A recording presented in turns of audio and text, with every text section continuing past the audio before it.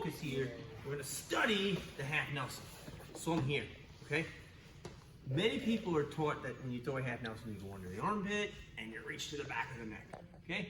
Basic, standard, does it work? Sometimes. Does it fail? Sometimes. Let's increase the likelihood of finishing with a half by making some adjustments and details, okay?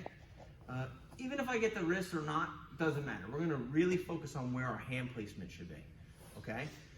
So, is his back stronger than the top part of his neck? The answer to that is yes, okay?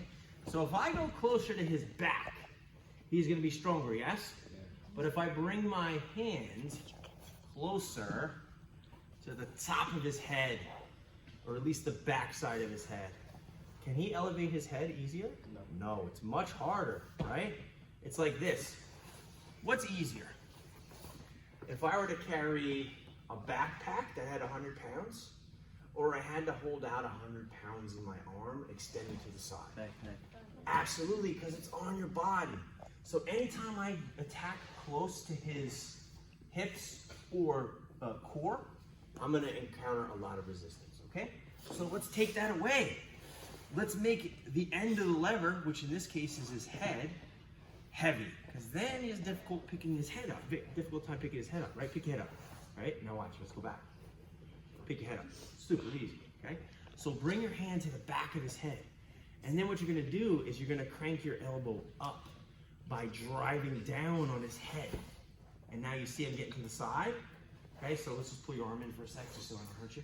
Okay, now as I go, I get my level nice and low, and I can turn, and as I get him about to go, I slip that deep, and I finish. And I lift his head up, okay? Now, one last time. You're gonna go to the top of the head, here, nice and high, okay? Don't go too far where you slip off, but right in the middle to the top part of his head. Now here's an extra detail. If he's super tough, he's hard to go. As I'm turning him and I'm cranking him up, make a fist and punch that straight to the mat. That's gonna crank his elbow up. Now watch what I do. Like I'm revving a motorcycle, but maybe the opposite way. I'm reverse revving a motorcycle. Then I sink it and I crush it, okay?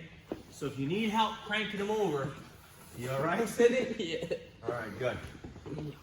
Get to the back or top portion of his head, make that fist, punch and crank that arm up, and get him to his back and finish it out. Good? All right, let's do it.